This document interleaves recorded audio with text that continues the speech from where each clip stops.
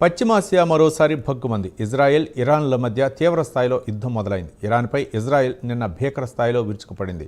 Iran సైతం అంతే స్థాయిలో ప్రతిదాడులు చేసింది. తొలుత ఇరాన్ అణు సైనిక స్థావరాలు, సైనిక ఉన్నతాధికారులే లక్ష్యంగా వందల క్షిపణులు, డ్రోన్లతో ఇజ్రాయెల్ దాడి చేసింది. మొన్న అర్ధరాత్రి దాటిన తర్వాత ప్రారంభమైన దాడులు నిన్న సాయంత్రం కూడా కొనసాగాయి.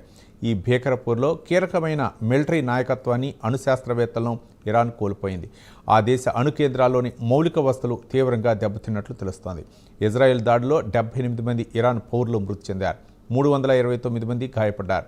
2 ఇజ్రాయెల్ యుద్ధ విమానాలను కూల్చినట్లు ఇరాన్ ప్రకటించింది. అయితే దీన్ని టెల్ అవీవ్ వర్గాలు తోసిపుచ్చాయి. ప్రతీకార దాడులకు దిగిన ఇరాన్ తొలుత భారీ సంఖ్యలో డ్రోన్లను ఇజ్రాయెల్పై ప్రయోగించింది.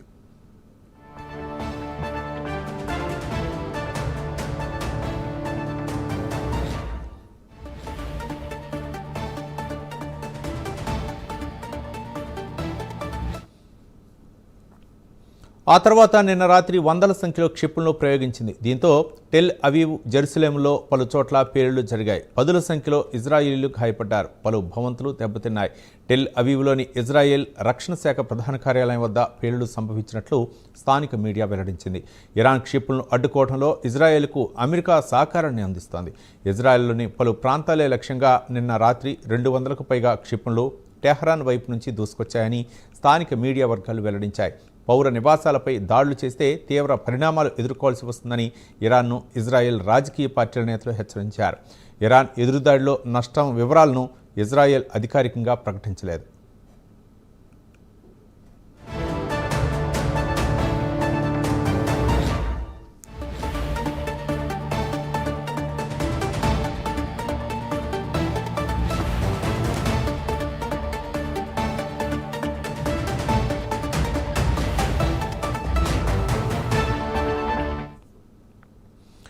దేశంలో మాత్రం అత్యవసర పరిస్థితి విధించింది. దేశవ్యాప్తంగా సైన్యాన్ని అప్రమత్తం చేసింది. ఇజ్రాయెల్ దాడులపై Iran supreme leader Ayatollah Ali Khamenei మండిపడ్డారు. శిక్ష తీవ్రంగా ఉంటుందని ఇజ్రాయెల్పై హుంకరించారు.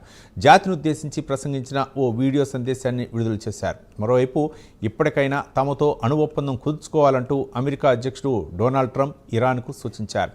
తాజా ఘర్షణపై ప్రపంచ దేశాలు స్పందించాయి. తక్షణమే ఉద్రిక్తతలను తగ్గించుకోవాలని ఇరు దేశాలకు హితవు పలికాయి. ఇరాన్ ప్రతిదాడికి దిగటంతో పశ్చిమాసియాకు యుద్ధ నౌకలను, సైనిక వ్యవస్థలను అమెరికా తరలిస్తోంది. నిన్న అంతర్జాతీయ మార్కెట్లో పెట్రోల్, డీజిల్ ధరలు 12% పైగా పెరిగాయి.